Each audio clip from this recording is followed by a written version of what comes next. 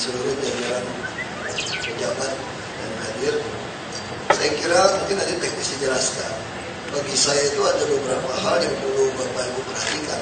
Ini ada slide-nya. Tentu saya katakan visi kita itu gampang sekali sebetulnya. Jadi kalau kita bicara visi itu harus terukur. Dan saya suka mengukur visi itu dengan angka. Angka kita adalah IPM, Indeks Pembangunan Manusia. Dan ditambah lagi indeks kebahagiaan. Nah ini kira-kira kayak gini. Ukur orang ini. Jadi kalau orang Jakarta tambah bahagia, berarti kita sukses. Kalau dia tambah belajar, tambah rohani, tapi bukan jadi teroris gitu ya. Maksudnya ini rohani yang benar ini. Ya kan? Tambah sehat, tambah umur panjang, dan tambah berduit. Nah ini nih ukuran kita. Dan kita juga ada tambahan satu lagi nih. Untuk melihat keberhasilan kita di dalam ease of doing business. Jadi kita ditugasin, suka nggak suka, negara ini dinilai hanya berdasarkan Jakarta dan Surabaya sebetulnya. Dan ini kelihatan Jakarta jadi model mana sekarang. Kita udah melakukan satu terobosan. Saya pengen ngomong nih Bapak Ibu jadi ingat nih. Ini kan memang lagi nyusun RKPD. Jadi visinya apa, misinya apa, nanti strateginya apa, kebijakan program, baru buat rencana kerja ini. Baru ada nyusun, duit baru ikutin. Tapi uang yang ikut pun harus yang prioritas. Jadi tidak ada dalam istilah kita uang itu bagi rata. Karena nggak cukup, ya udah SKPD ini sekian nggak ada lagi cerita itu. Bila perlu ada SKPD kita penggal sampai habis-habisan. Karena bagi kita nggak prioritas. Nah ini cara menilainya seperti itu. Misalnya contoh, saya mau kasih contoh soal pelayanan terpadu satu pintu. Kita udah jelas sampaikan, kita ini persis kantor calo atau kantor biro jasa. Tapi yang baik hati. Semua urusan kita terima. Singapura pun nggak seperti ini. Singapura pun Anda mau urus izin masing-masing bolak-balik pindah kantor kan kayak dia, kira-kira itu. Kalau kita enggak, kita mau perkenalkan udah semua urusan kita urusin aja. Kamu gak usah repot. Nah ini jajaran harus mengerti. Yang bisa contoh, ada beberapa hal yang memang yang harus kita perhatikan. Kita ini ada clue, ada IMUS Lembang, ada IMUS nomor 2 itu. Jadi Bapak Ibu harus pelototin tuh. Jadi seperti orang dagang. Kalau mau jual barang baik, Anda harus tahu permintaan pelanggan itu apa. Pelanggan sukanya apa. Nah pelanggan kita ini sebetulnya tuh tercermin di Musrembang dan Clue atau laporan-laporan email. Nah saya bisa jadi pejabat, nggak pernah sekolah sosial politik saya. Saya juga nggak pernah ikut pramuka, nggak pernah ikut OSIS, nggak pernah ikut senat mahasiswa, nggak pernah tuh namanya AMPI, KNPI semua nggak pernah ikut, nggak pernah ikut partai politik juga dulunya. Nah dari mana saya bisa tahu maunya masyarakat?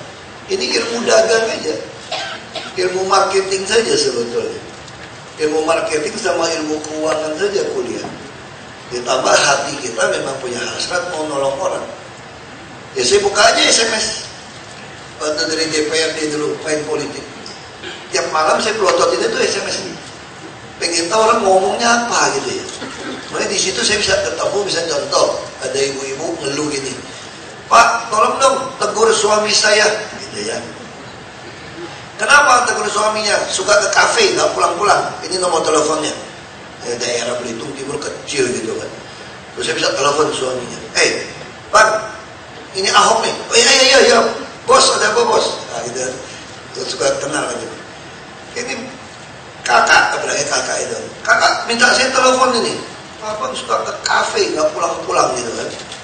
Terus dia ngomong, habis kakakmu juga lihat tuh. Giginya nggak diurus. Aneh.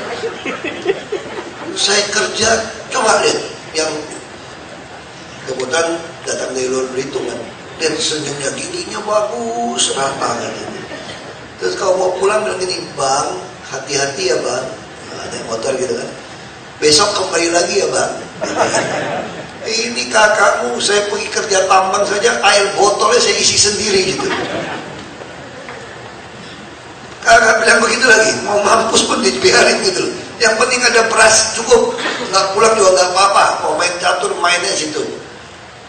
Nah di situ saya langsung ngerti nih. Oh ini ada masalah nih.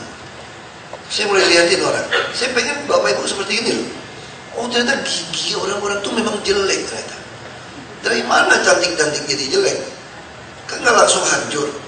Saya mulai cek. Oh di SMP waktu jadi remaja sudah mulai bolong. Udah mulai gigi bolong dia biarin. Makanya begitu dia menikah umur 20-30 udah ada kacau balau tuh giginya tuh, muka pun jadi beda. Nah saya mulai ngerti kayak daster. Makanya PKK semua ibu-ibu mesti mulai ngajarin. Nah kita mulai ketemukan juga puskesmas bukannya ternyata hari biasa anak sekolah nggak bisa datang. Makanya dokternya mesti datang ke sekolah sambil nunggu perbaikan. Saya cerita itu gitu loh cara nangkap. Bukan gini loh, gimana cara ngelayanin orang gitu loh. Itu bisa contoh, saya dulu menjalankan asal mau masuk di kelas 3 nggak perlu bayar. Saya pertama kali bikin Kabupaten Belitung Timur. Boleh bapak ibu catat seluruh Indonesia. Yang lain kan dibantu orang miskin, saya enggak. Mau kaya juga nggak apa-apa, asal mau masuk kelas 3. Berarti Anda butuh modal, kira-kira gitu cara gitu. Tiba-tiba belum sembuh udah pulang. Wah saya marah betul, meninggal gitu. Saya tanya sama keluarga, kenapa bawa pulang? Wajah nangis, dia bilang, Pak, kita nungguin tuh butuh 50.000 Pak. Gaji di bawah 1 juta, sebulan gak cukup nungguin orang tuanya. Sakitnya apa? Cuma kadang-kadang variatif atau nunggu sakit aja cuma diinfus. Nah, saya mulai ngerti. Kalau gitu infus kenapa nggak di puskesmas kecamatan saja? Walaupun kebijakan pemerintah pusat, puskesmas tuh nggak ada rawat inap tuh sebetulnya. Di dalam struktur itu nggak ada rawat inap. Aku nggak peduli. Puskesmas buat rawat inap. Nah sekarang kita akalin bilang jadi rumah sakit tipe D. Masa bodoh, puskesmas rawat inap. Nah, jadi ini cara Bapak Ibu mengenalin orang seperti itu. Supaya keluar balik makamnya masih masak di rumah. Nah, terus puskesmas Anda mesti datang. Misalnya contoh, saya baru jadi bupati, saya masuk puskesmas. Saya langsung masuk ke tempat ibu-ibu yang kebidanan gitu ya. Lahir. Terus apa yang saya lihat? Saya lihat toiletnya, WC-nya. Waduh, mati aja kasih kursi dalam, saya bilang. Orang habis melahirkan, WC-nya WC jongkok. Mati gak tuh? Jongkok susah. Coba kita bayangin, kayaknya istri saya habis melahirkan susah banget untuk jongkok gitu kan. Langsung saya perintahkan semua diganti WC duduk. Yang pakai jet washer. Ada masalah lagi. Kita nggak bisa pup kalau pakai duduk. Mana kalau kita orang kampung. Oke, kalau gitu kita pikir lagi dulu ada yang jongkok. Nah ini cara berpikir yang Bapak Ibu harus punya. Jadi cara nanganin orang, bisa contoh. Saya juga temukan ini berdebat dengan DPRD. Saya dapat ilmu itu kalau makin berdebat, makin saya cari akal gitu. Saya ribut sama DPRD, karena DPRD merasa marah.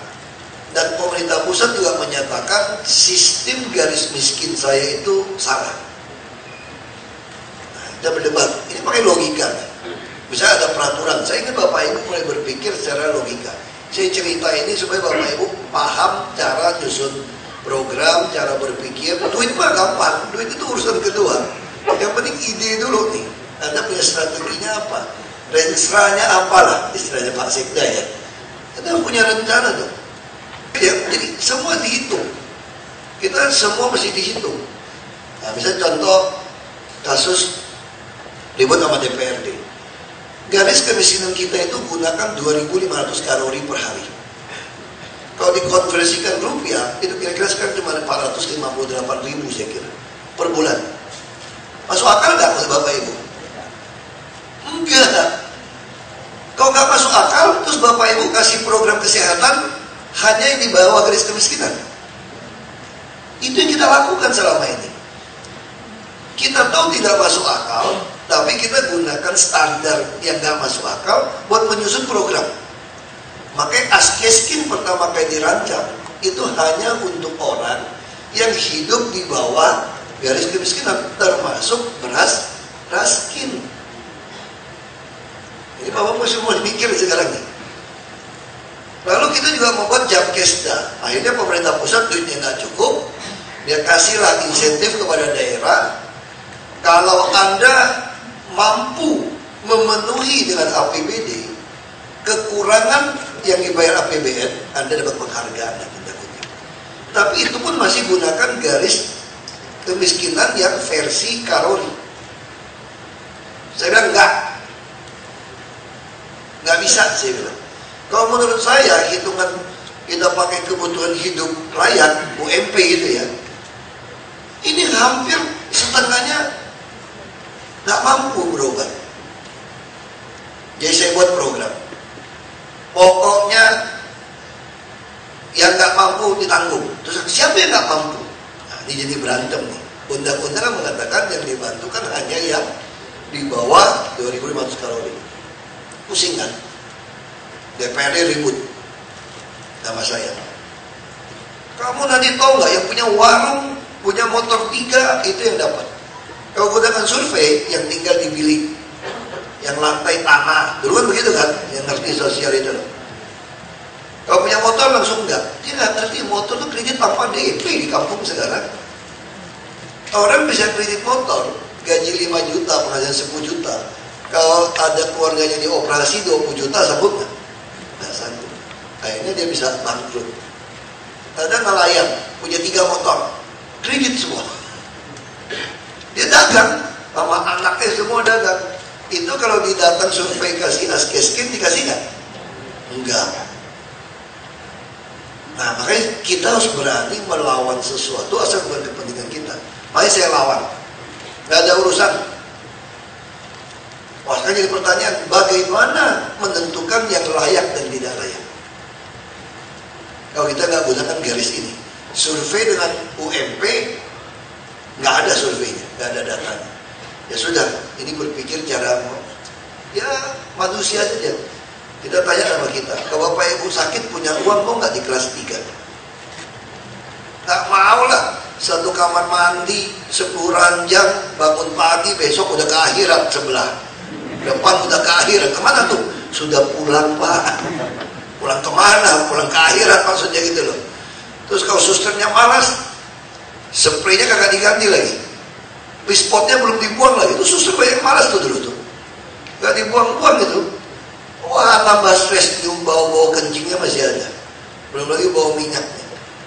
Jadi patokan saya sederhana. Asal mau masuk ke puskesmas dan ke kelas 3, berarti dia butuh uang. Karena orang pensiunan gayanya bagus, bisa saja oke kan. Kayak saya juga gayanya kayak koplo-koplo kok. Duit aku mah biasa-biasa aja. Yang penting potongan gitu loh. Jahitan mah nanti orang bilang. Potongan masih meyakinkan.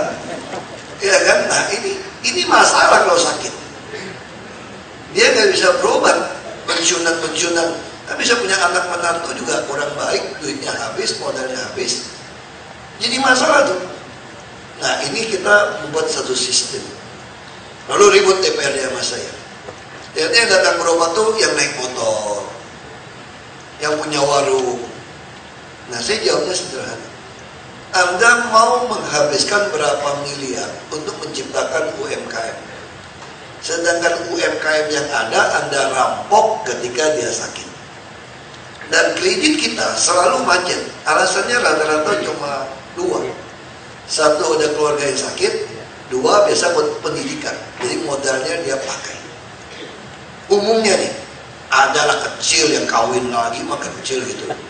Ada, itu mah dikit sekali sebetulnya. Kalau mau hitung itu juga nggak fair. Kalau kawin sama janda kaya, wah tambah modal. Nggak bisa juga. Jadi saya kira urusan pribadi nggak usah kita ributin lah. Nah kita ini mesti urusan pribadi nggak usah diributin. Nah ini jadi maksud saya itu ada masalah kita pikirin. Tapi cara berpikir kita adalah holistik. Ya, itu saya tulis di situ. Jadi cara berpikir Bapak dari belakang ada holistiknya. Jadi Bapak Ibu nggak bisa berpikir SKPD itu saling tidak ada hubungan. Saya tidak mau lagi di DKI seperti itu. Makanya kita akan mulai kontrol Bapak nanti tahun depan itu dengan template. Jadi masing-masing harus mikir dukungnya seperti apa.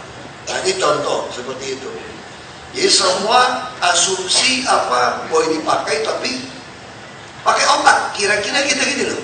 Otak kita ini kira-kira kalau kita jadi dia gimana? Ya kan? Misalnya contoh, kita ada ngeluh nih. Rumah sakit kita kalau kelas 3 pada ngeluh 10 ranjang. Ya sudah, rumah sakit langsung bangun sekarang kelas 3 6 ranjang. Mungkin 5. Terus orang nggak bisa disembuhin lagi gimana? Pulang demi miskin. Kan kita punya data kan, Bapak Ibu misalnya di kesehatan. Kenapa liburan penuh rumah sakit? Yang tua-tua dititipin, nggak bisa diajak jalan-jalan kira-kira gitu kan? Kan enak loh, masuk hotel bayar, masuk rumah sakit kagak, diurusin lagi, dimandiin suster lagi, wah enak loh, kasih makan lagi, semua masukin titip. Nah ini kita harus pikirin. Kenapa kalau dia pulang ke rumah sembuh, anak bininya belum tentu bisa merawat dia, karena miskin, belum lagi panas. Nggak ada air panas, nggak ada AC, makan nggak tentu. Makanya kita harus bikin palliative care, preventif, promotif. Nah ini cara berpikirnya maksud saya itu. Nah, kenapa dari awal? Ini Bapak Ibu lupa, saya review kembali. Ketika kami masuk ke sini, apa yang kami lakukan sebetulnya? Kami mulai melakukan semua kantor lurah camat harus seperti bank. Mungkin waktu itu belum gitu sadar Bapak Ibu kan. Sebetulnya itu dalam rangka kami mau membajak dengan PTSP. Idealnya memang lurah camat yang mengurusi semua, tapi di lapangan nggak nampak. Lurah camat kita biasa oknumnya main terlalu banyak. Lalu kita mulai lelang lurah dan camat. Nah, saya ingin mereview supaya Bapak Ibu boleh ikutin nih pikiran kami, langkah-langkah kami. Kita mulai dari lurah dan camat. Itu dibagi lurah camat di tes. Kita katakan lurah camat menjadi estate manager. Jadi kalau dia estate manager, kita harapkan si lurah mulai mikir wilayah dan melihat visi kita adalah orang. Ya harus pikirin nih orang gimana caranya penuh. Biasanya kalau otak penuh kan otak kiri, otak kanan seimbang gitu kan. Masih budayanya, agamanya, pendidikan. Ini nggak boleh ada yang tidak pendidikan. Misalnya umat Islam nggak ada satupun yang tidak khatam. Masa 12 tahun usahakan harus khatam Al-Quran. Kalau nggak ngerti Quran masalah. Itu harus pikirin itu. Rumah ibadah mana mesti didorong. Makanya bikin festival-festival nggak ada guna, ngabisin duit saya nggak mau. Nggak ada cerita festival ngabisin duit, bikin event-event yang seremonial, nggak ada cerita itu. Target kita nih orang, semua nih orang. Bisa contoh, lurah pengen nggak wilayahnya itu penuh dengan trotoar yang lebar, yang enak, yang asli, yang rata. Kalau dia sebagai estate manager dia harus bikin tuh. Nah kalau dia bikin, konsultannya siapa? Kontraktornya siapa? SKPD. SKPD. Jadi lurah harus orang yang paling pintar sebetulnya. Punya hati aja. Dia lihat warganya banyak yang sakit, rumah sakit jauh, puskesmas sempit. Dia kira-kira usulkan bikin yang lebih besar kan? Bisa. Ini bisa contoh, saya mau lebih besar. Disitulah fungsi dinas kesehatan. Gak bisa Pak, Bu. Kesehatan itu bukan cuma kuratif. Kita udah cek warga Bapak Ibu ini sakit karena jorok gitu loh. Nyamuk di mana-mana, DB di mana-mana. Nah, jadi di sini fungsinya gitu loh. Bukan semua lurah minta, kita ya aja. Karena misalnya contoh, Pak Sida bilang, Musrenbang, ini banjir tempat saya. Pokoknya saya mau beli 500 pompa portable. Masing-masing rumah mau hidupin aja. Nggak apa-apa. Lurah juga nggak ngerti. Bener-bener pompa. Tapi waktu dia lempar ke dinas tata air lihat, ini mah cuma kirim eskavator, tarik got lebih udah turun tuh air semua. Nah kalau sungai sana lagi pasang, bikinin pintu. Kalau sampai mesin pompa cuma satu di situ. Paham maksud saya gitu kan? Jadi ini baru bekerjanya cara nyusun anggarannya secara holistik. Wali kota kan masih lebih pengalaman, pernah lurah, pernah camat. Makanya lurah yang baik, camat yang baik, harusnya dia bisa jadi kepala SKPD manapun. Sampah semua udah jelas. Ini holistik cara berpikir seperti itu. Misalnya contoh kelurahan itu, tempat saya ini banyak orang tua-tua nih Pak.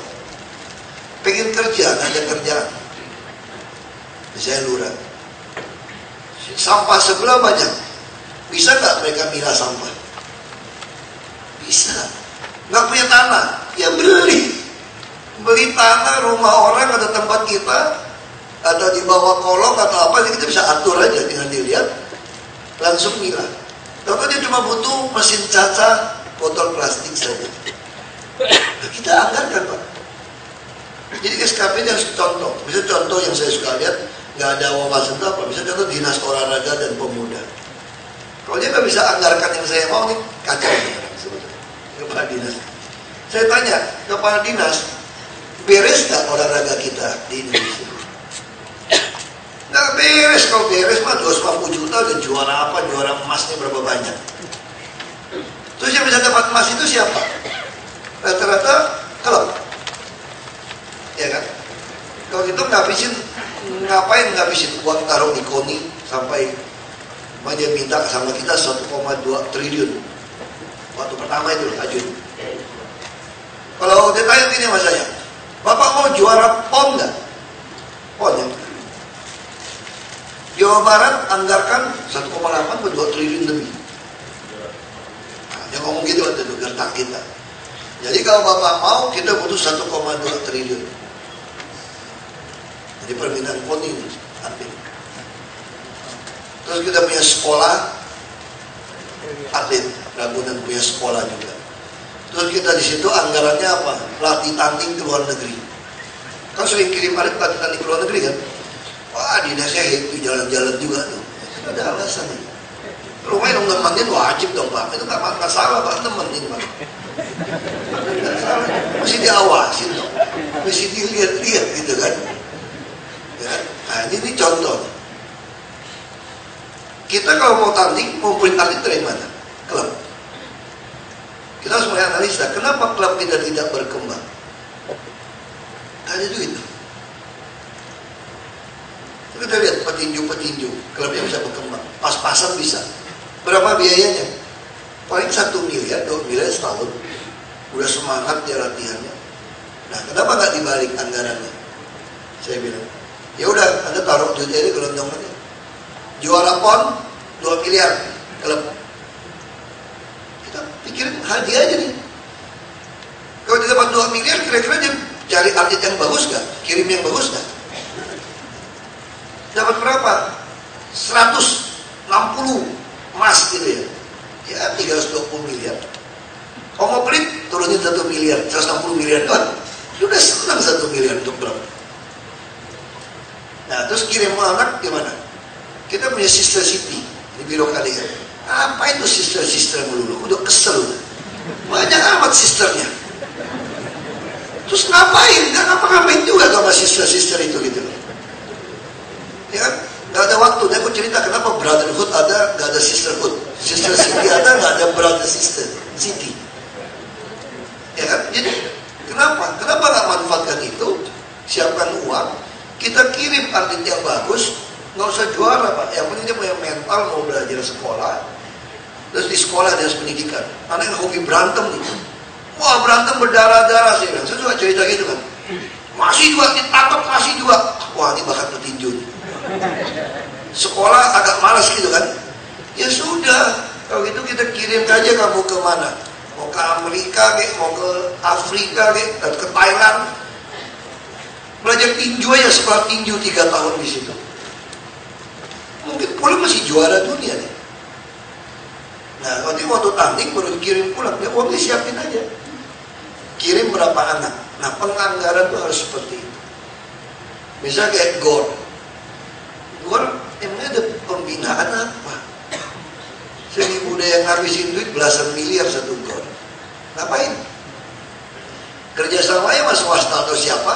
Atau UMKM bangun pasar kayak di atasnya, PKL, bikin kegiatan, atau bikin rusun di atasnya, bawa langsung fasilitas. Kalau sampai swasta nggak mau, nah dia harus berpikirnya seperti itu. Misal UMKM, UMKM itu udah jelas. Kita udah kasih contoh Lenggang Jakarta.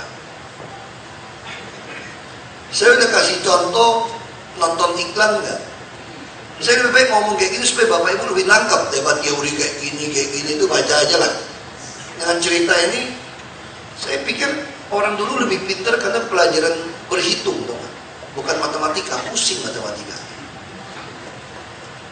Kalau perhitungan diajarin kan, Budi ke pasar membawa uang 5.000 gitu kan, beli mangga harga sekian, sisa berapa, mangga busuk sekian, di diskon berapa, itu jadi mikir tuh kita tuh.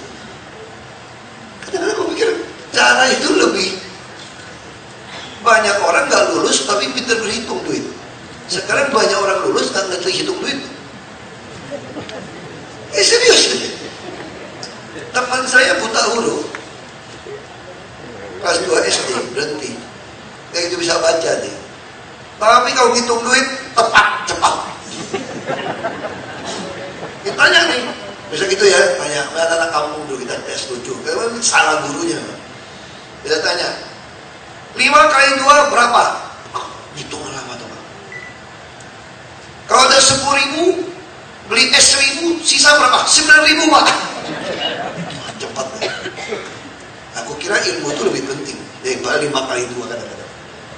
Ini contoh cara nyusun. Nah, jadi saya ingin, misal UMKM. Udah saya sampaikan iklan itu loh, yang tiba-tiba pengen bakso, suami istri buk. Nah ini PKL. Bapak harus ngerti PKL. PKL mau mendekatkan diri ke orang banyak.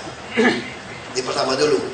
Berarti harus bilang sama PU, semua JPO kita, jembatan penyeberangan orang, harus jadi JPM, jembatan penyeberangan multifungsi. Kenapa? Karena semua PKL nongkrongin itu JPO. Kan dia dekatkan diri ke yang lewat. Terus usir-usir pakai Satpol PP, ngapain? Udah lebarin aja lah. Masa Pondok Indah Mall boleh bikin PIM 1, PIM 2 dihubungin jembatan, kita nggak boleh. Ini Jakarta kaya raya loh, semua jalan punya kita. Bikin aja jembatan lewat situ, lewat sini, semua pusing amat. Kalau masih nggak demen lewat atas, lewat bawah aja, gali aja di bawah. Punya kita kok. Kenapa kita berpikirnya begitu pendek? Terus taman, trotoar yang lebar, boleh ada PKL nggak? Perda bilang nggak boleh nenek lu semua juga nongkrong di situ. Kita nih menciptakan aturan yang aneh-aneh, teman sebetulnya. Orang rame-rame, saya mau tanya, di mana ada taman yang rame yang nggak ada yang jualan? Nggak ada, pasti ada yang jualan. Ya udah ada, tempatkan, didaftar dengan ini, dimasukin ke Smart City supaya nggak terjadi. Nah fungsinya inkubator, jangan sampai orang tukar-menukar. Nah ini cara berpikir yang holistik, ya kan? Kalau gimana caranya supaya dia meningkat? Orang pengen beli, kita juga pengen wisatawan datang turis. Kita jamin makanannya itu tidak mengandung bahan kimia. Kasih stiker, dijamin. Kalau Anda udah masuk dalam aplikasi kita, maka ini pasti lolos. Bayarnya berapa? Murah aja 4.000, kita subsidi. Terus taman, ibu-ibu suka nggak ke Taman Monas sampai 3-4 jam? Enggak. Mau kencing susah. Ibu-ibu akhirnya minum pun ditahan. Jarang minum kena ginjal lagi. Banyak minum ke toilet repot. Kira-kira gitu kan? Ya sudah, bikin WC yang di semua taman. Kan gitu cara berpikirnya gitu. Terus semua WC taman jorok minta ampun lagi. Tisu pun hilang, colong gitu kan. Nah, kita tanya, ibu-ibu kalau ke mall demen nggak masuk WC-nya? Hotel. Kayaknya lebih wangi daripada WC di rumah saya kadang-kadang kalau pembantu belum beres ya. Kan dia taruh orang nungguin kan. Ya sudah, kalau gitu WC publik kita harus kita bikin pelayanan standar mall. kasih pegawai tungguin. Orang itu keluar langsung intip tisunya, masih ada nggak? Ada kantong. Ibu-ibu suka ambil tisu di kantongnya. Dia bingung gitu loh. Jadi hobi, kleptomania ini, klepto ini. Tolong dilihat. Nah, tungguin kan. Nah, kalau tungguin kita juga mikir, ini kalau mas mbaknya kerja di WC, bolak-balik ngelap, keringatan, kalau dia bawa ketek, pingsan juga kita ke toilet, betul kan? Kalau gitu toiletnya pasang AC dan exhaust, supaya dia begitu dipel, kering. Nah, ini cara maksud saya menyusun berpikir seperti itu. Misalnya Bu Ika bikin rumah susun, caranya gimana? Bayangin ibu yang tinggal di dalam. Nah, kalau saya tinggal di situ, saya pengennya seperti apa? Nah, harus seperti itu. Jadi Bapak Ibu harus berpikir, kalau saya bagaimana? Jangan karena proyek, bisa contoh di Gajah Mada, dekat simpang sawah besar. Wah, tiap kali ada camat masih beres. Banjir tergenang. Kenapa tergenang? Karena taman timpa dengan trotoar yang indah. Dia pikir indah. Saluran airnya tutup, nggak mau tahu. Saluran air kan urusan PU, emang gue pikirin.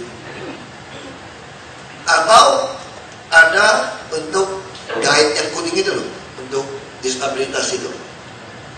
Penuntun yang kuning. Pokoknya ada toh, ya hantam. Tapi nuntunnya kemana? Ke pohon. Atau barang udah jadi, perindustrian energi mau pasang lampu, perhubungan mau pasang rambu lalu lintas. Kayaknya paling cakep itu pasti tengah loh, tiangnya gitu ya. Tengahnya pas, terus kayaknya bagus nih, ada kuning-kuning di atas kuning gitu loh. Itu betul-betul kita nggak ngerti. Jadi karena otaknya proyek. Coba kalau kita coba ikutin, sekali-sekali ditutup matanya, jadi orang yang tunanetra. Gue pengen lihat kamu maki-maki kita kan? Pasti maki-maki. Jadi kita harus lakukan gitu. Saya tes gitu, tutup. Aduh susah. Kalau tunanetra itu Tuhan izinkan, apa kita yang pernah melihat? Kalau kita pernah melihat tiba-tiba diizinkan jadi tidak melihat, waduh susahnya minta ampun. Supaya bisa jadi gila. Dan kemudian jadi pada siapa saja.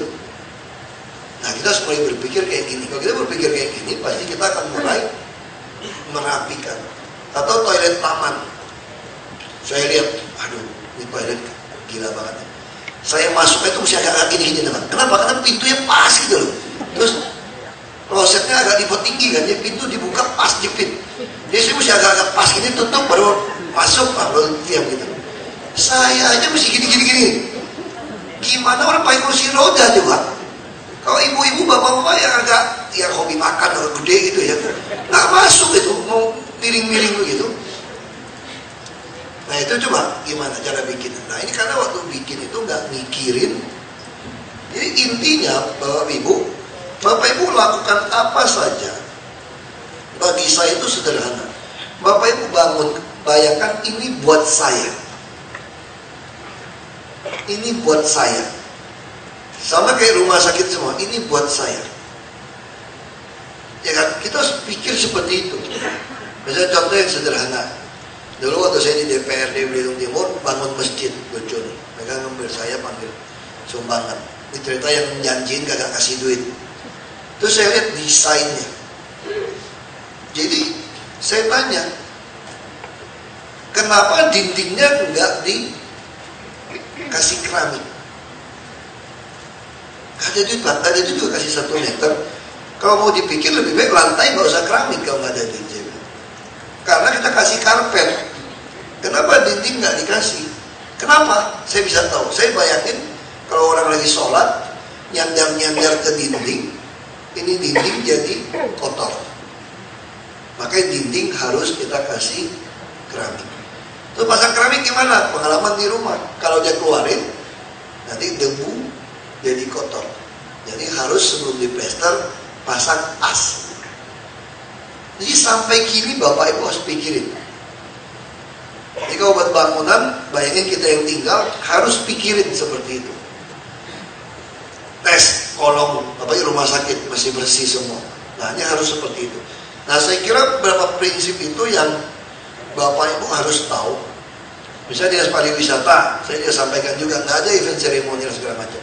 Lebih baik bayar aja orang-orang yang ngerti seni, kita taruh gelondongan di sekda. Bisa contoh ya, festival berstandar internasional atau event berstandar internasional perlu nggak diadakan di Jakarta? Perlu semua standar internasional. Kalau kita bikinnya nggak becus, perlu kita bikin nggak? Enggak. Jadi numpang siapa? Numpang aja swasta. Rata-rata swasta bikin. Kita bisa siapkan apa anggarannya? Siapkan aja uang hotel.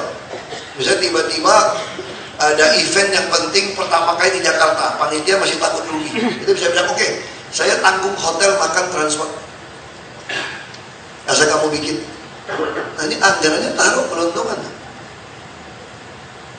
Terus contoh, misalnya kami kemarin, Abang None yang itu, Ikatan Alumni, Abang None, mereka bikin yang Jawara. Oh bagus, drama, lagu, seni. Terus dari New York, nawarin, mau mentas ke New York nggak? Mau nggak mentas ke New York? Nggak dibayar, tapi tiket tanggung sendiri, hotel tanggung sendiri ya. Hotel ditanggung, tiket aja ya, keluar. Punya uang nggak kita? Enggak. Lempar ke dinas, oh mohon maaf pak, nggak dianggarkan pak.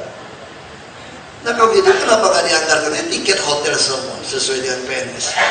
Saya kira yang mau berangkat juga nggak keberatan, dikasih uang saku nggak dibayar, berangkat. Nah ini contoh penganggaran yang, kan Bapak Ibu kan bukan kemarin sore datang ke sini. Sudah sering ketemu, ada proposal, ada apa yang bagus yang kita tolak karena tidak ada dalam anggaran. Ya udah kita akalin. Sama waktu kita PU dulu. Dulu kalau jalan berlobang pasti nggak ada anggaran pak. Tunggu tambah hancur. Atau cara kedua, kita udah tahu nih arisan pemborong mana yang menang. Panggil si pemborongnya, tolong beresin dulu ya. Kan tahun depan dapat lelang juga, lu juga, ya dihitung aja nilainya nanti gimana. Itu namanya KKN. Nah kita akhirnya ciptakan, ketemu e-katalog di gelondongkan, hot mix segala macam. Beli lahan juga sama sebetulnya. Nah, jadi konsep ini saya nggak bisa cerita panjang, jadi teknis saya ceritakan dari Pak Sekda. Yang penting bagi saya Bapak Ibu harus mengerti maunya warga DKI apa. Yang kedua, bayangkan Bapak Ibu yang akan menikmati semua fasilitas yang ada. Saya kasih contoh lagi. Saya sengaja naik bus yang Kopaja yang baru. Saya sekolah naik bus di Jakarta. Saya ini dihitung saya orang Jakarta saudara. Saya KTP Jakarta nih pertama kali. Saya dari kecil 1 tahun di Jakarta, kalau ada rumah, bolak-balik hampir tiap tahun, tiap bulan ke Jakarta. SMA Jakarta, S1 Jakarta, S2 Jakarta, kerja di Jakarta, perusahaan di Jakarta, menikah di Jakarta, anak-anak lahir di Jakarta kok.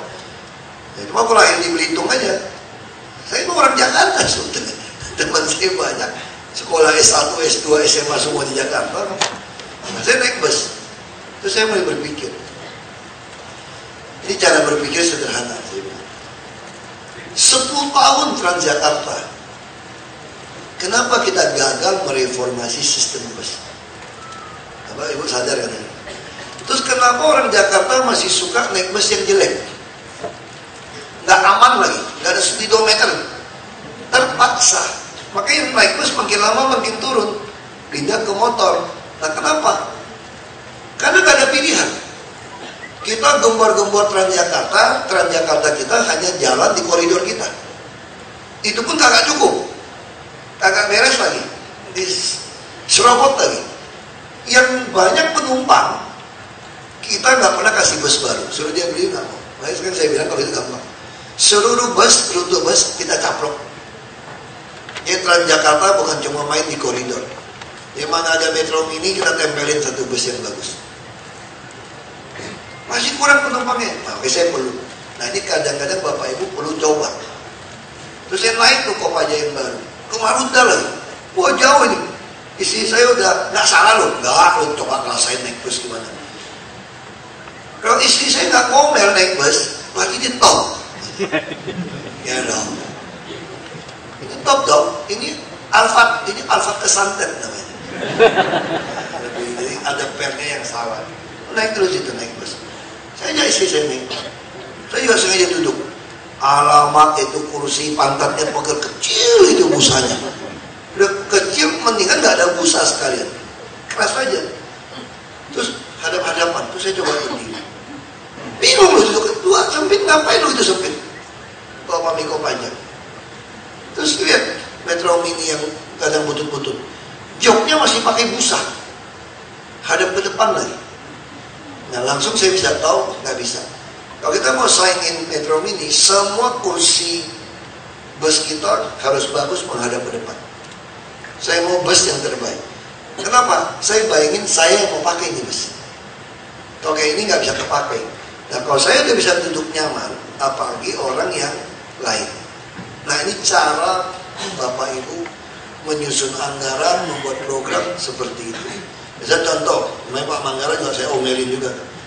Ini juga soal hati nih, ini soal logika nih. Kan saya udah bilang, PKL ini harus kita bantu, bukan dibinasakan. Dibina, kasih yang stainless steel, kasih modal. Cara mengetahuinya disuruh bayar 4.000 per hari. Lihat perilakunya. Kalau 4.000 uang kecil kagak setia bayarnya, apalagi 10 juta terbang dia. 4.000 ya kagak mau bayar kok. Nah ini contoh. Saya bilang utara duluan. Ada bakmi capcit di utara. Dari capcit, aku juga nggak tahu tuh bakmi apa namanya capcit. Teman saya ngajak saya makan. Di Pluit ke lapang basket. Kalau penggusuran lapang basket didudukin oleh RT RW, si bakmi juga dibongkar tuh kan. Padahal nggak ada urusan ini. Ke samping itu nggak macet kok, nggak apa-apa kok. Dibongkar juga tuh. Pokoknya nggak boleh. Terus bilangnya hebat lagi. Perintah Ahok. Ini perintah Ahok. Nanti ujung-ujung kalau yang nakal, tadi yang mau dagang masuk lagi, bayar lagi ke dia. Orang lama diusir. Atau kayak contoh di Jalan Teresia, jual mie juga tuh. Mie ayam yang top. Aku gak pernah makan loh. Dan cuma dengar. Main diusir aja. Ngapain diusir kalau memang gak bikin macet? Cuma kan saya bilang ini, dipaksa mereka catat nama, kalau sampah berserakan, dia diusir. Kita tekan pakai lurah PPS tuh. Ada dagang radius ini ya, kalau macam-macam saya usir. Jadi apa yang susah sebagai pemerintah kalau kita niatnya memang mau menolong orang? Kasih gerobak. Kalau tempat nggak ada, beli tanah. Bangunin tempat kayak Lenggang Jakarta, Pak. Jadi semua jelas. Misalnya Monas cari CSA. Bisa bangun lagi dekat Gambir. Kita banyak, ada danau, waduh. Kalau udah ramai tempat olahraga, bisa jualan. Tapi yang jualan ini nggak boleh berikan pada orang yang lain. Bisa sosial. Saya sering ngomong gini. Orang Jakarta tuh pintar alasan kan. Kalau kita gusur atau tertibkan, anak saya mau sekolah di mana? Tenang, gue urusin. Saya nggak punya penghasilan, tenang, gue bayarin. Tidak pusing. Terus saya mau makan apa? Tenang, gue tanggung makan lu. Asal gue tinggal di panti, gak boleh keluar seharian di situ. Tanggung makan tuh. Kita harus mikir nih, bangun panti yang besar kan. Gak makan sampai 10.000 orang makan gratis, percaya sama saya. Caranya gimana? Coba lihat Masjid Istiqlal bulan puasa. Penuh nggak 10.000 makan gratis? Pak, paling 3.000 dia pakai mobil. Coba di Banjar Gebang kita bikin masak buat tukang ngais sampah makan. Oh nggak tahu juga. Ya malah ngais sayur sisa dia bawa pulang masak, dicuci-cuci. Ini memang beda. Nah sosial harus bisa mikirkan seperti itu. Jadi waktu kita penertiban nggak ada alasannya. Langsung ditutup. Ini kan contoh baik. Nah di rumah susun juga ibu mesti keras. Kalau yang jual ini kan inkubator, harus berani usir. Saya katakan ini bisa gagal kalau bapak ibu punya kepentingan. Jadi cara menyusun rencana kerja itu gak susah. Misalnya jelas kelautan. Banyak orang pengen mencocok tanam. Tanam kita berantakan, itu banyak. Pulau Aduh, mau bikin budidaya mah, mau berapa luas Bapak maunya? Terus kita pikirin ini semua nih. Duduk aja pikir, bangun pagi-pagi. Apalagi kalau umat Islam itu sudah diajarin Nabi baik juga itu. Bangun pagi-pagi, sholat subuh, habis mandi, jangan tidur lagi. Kayak teman-teman saya gitu loh, lu gak dapat. Lu udah bangun ya duduk dong, mikir, nyatet. Pagi-pagi kan pikiran kita masih paling fresh. Saya pun berusaha setiap hari bangun 4:30 supaya saya bisa kerjakan banyak hal. Latihan fisik juga, masih olahraga Bapak Ibu. Buat apa sukses, buat apa segala macam, contohnya sakit. Ya kan, check up kita juga tangguh untuk kelas Bapak Ibu ini. Mikir harus check up rutin. Nggak usah khawatir check up gitu loh. Tahu lebih awal lebih baik. Daripada tahunnya udah lewat, susah. Kita bisa tahu kan, check up kolesterol akan naik, LDL-nya naik. Naiknya berapa? 12 aja, oh nggak apa-apa. Itu gara-gara makan steak, kok terlalu banyak telur kuningannya. Kita bisa mulai tahu nama, oh kayak gini, kayak gini. Nah, jadi Bapak Ibu, waktu susun itu semua, ingat aja, menuhin otak, perut, dompet. Pajak juga sama semua. Bayangin aja kalau saya jadi tukang pajak gimana? Kira-kira saya nilainya gimana? Yang bayar pajak nilainya gimana? Semua sama.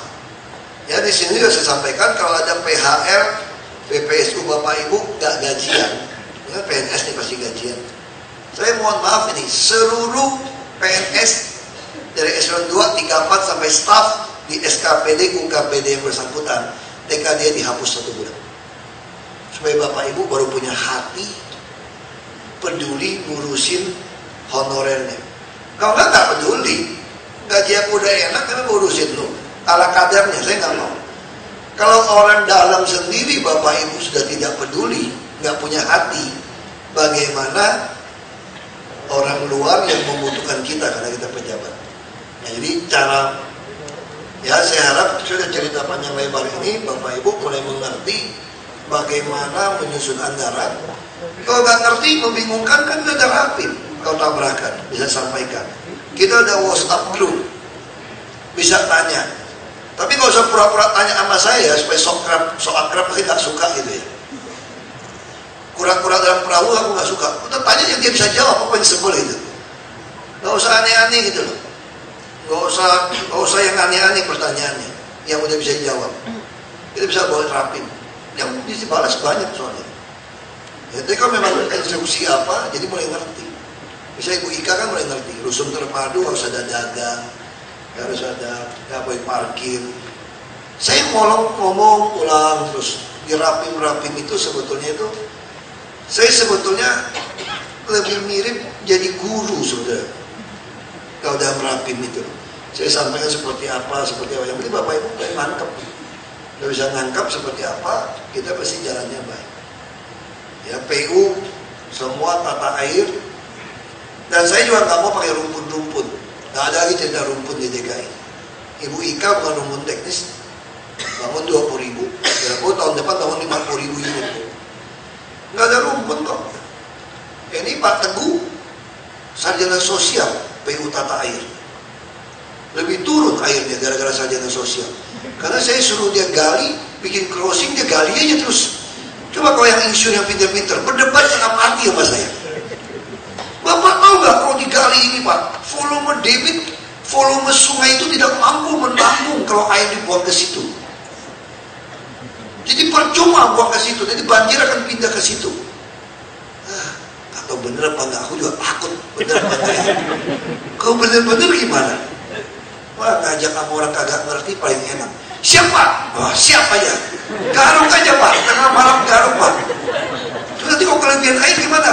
Nanti perlu kita pikirin gali di sebelah mana lagi. Pokoknya mana buntu kita gali terus. Akhirnya bener juga, air genangan Jakarta cepat turun kan? Coba kalau dengerin yang pinter-pinter, aduh pusing saya. Kenapa Pecendongan itu kebun jeruk tenggelam, sedangkan sungai, kali yang di Gajah Mada Hayamuruk kering? Gak mungkin dong situ tergenang. Oh Pak, di situ kan memang daerah cekungan Pak. Karena cekungan itu kita perlu pasang pompa nanti Pak.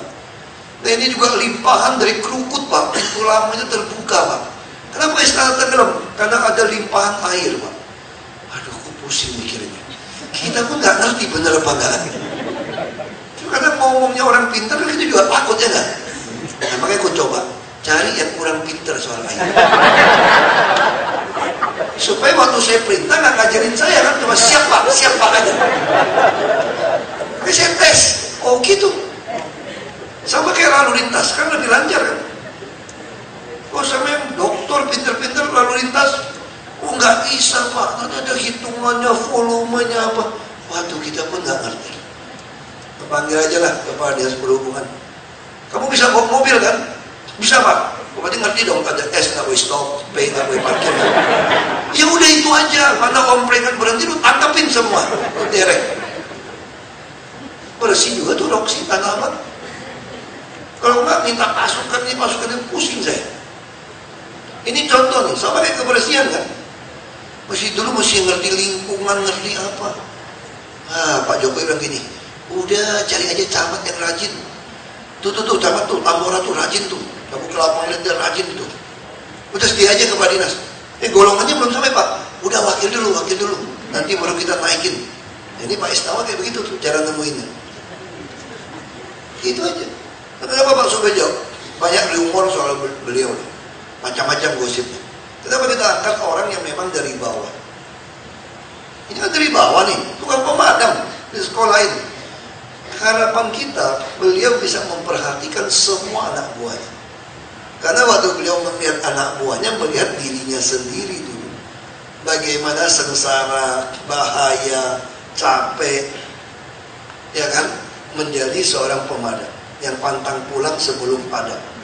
Nah, kalau tuanya seperti itu, harusnya dia punya hati kepada anak buahnya. Nah, caranya itu aja. Jadi cara Bapak susun rencana kerja itu semua seperti itu. Ya Pak Yusmada kan, dia kan di lalu lintas kan. Yang penting flow-nya sama, Mesir, datar. Ya udah bikinin contoh wilayah mana. Nah, jadi cara harus seperti itu semua. Ya yang non teknis, yang Pak Rationo segala macam, ada cari aja lah RSM yang ngel buang aja. Nah, jadi selama benar, nawaitunya benar semua, Bapak Ibu nggak usah khawatir. Yang penting Bapak jangan terima suap, jangan membentokkan keadilan, jangan berpihak. Gak berpihak sama siapa, kita cuma berpihak kepada aturan ini. Tentu ada bijaksananya. Yang ketiga, jangan takut kehilangan nyawa. Kalau mati hidup di tangan Tuhan, tapi kehilangan jabatan. Kita cuma pinter ngomong amanah. Kok amanah dari Tuhan, bukan dari lo, belagu amat gitu loh. Kita cuma bisa ngomong, kau tahu amanah itu tenang-tenang. Oh amanah kok, ngapain kamu takut? Nah kalau Bapak Ibu jadi pegawai negeri menyusun rencana kerja pemerintah daerah dengan pikiran seperti itu, lihat orang mau apa, muslimbang, ikulu, bayangin kita, terus gak ada kepentingan pribadi, gak ada yang susah jadi pejabat. Saya udah ngalamin gak susah kok. Yang susah kalau saya mulai mikir nih, kalau saya pensiun apa ya? Ini gaji pas-pasan, gak boleh usaha, rugi. Itu pilihan. Itu pilihan. Itu yang pendeta saya bilang sama saya. Waktu saya putuskan tahun 2003 masuk ke politik. Kamu udah pikir matang-matang belum?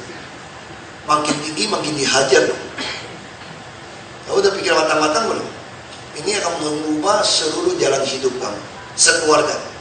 Saya bilang saya udah pikirkan matang-matang. Ya sama juga Bapak Ibu. Waktu masuk ke PNS, udah pikir matang-matang. Ini PNS sudah berubah loh, aparatur sipil negara.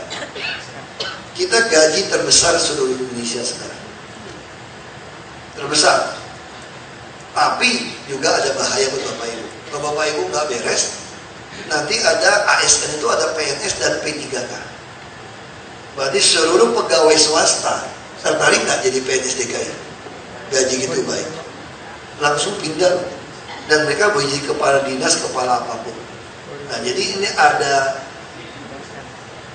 ancaman. Selain ada peluang Bapak Ibu di sini. Nah, tinggal susun yang baik. Saya ingin anggaran 2017 sebaik mungkin untuk jadi model seluruh Indonesia. Karena saya tidak tahu apakah saya masih jadi gubernur atau tidak. Kalau saya tidak jadi pun, saya telah melahirkan sebuah sistem reformasi birokrasi, sistem pelayanan publik, sistem anggaran dengan baik. Dan ini akan dikopi oleh partai-partai tahun 2019 untuk memenangkan pertempuran politik. Karena saya sudah buktikan bisa. Yang penting ada orang jujur yang memimpin. Kalau kepalanya lurus, maka bawahnya mungkin tidak lurus. Saya tidak terpilih pun masih sampai Oktober 2017. Jadi sebetulnya saya masih punya kesempatan menyusun APBD P 2017. Kita masih bisa menyiapkan, apa kita bentukkan template semua. Akan dengan baik dan mudah kita lakukan.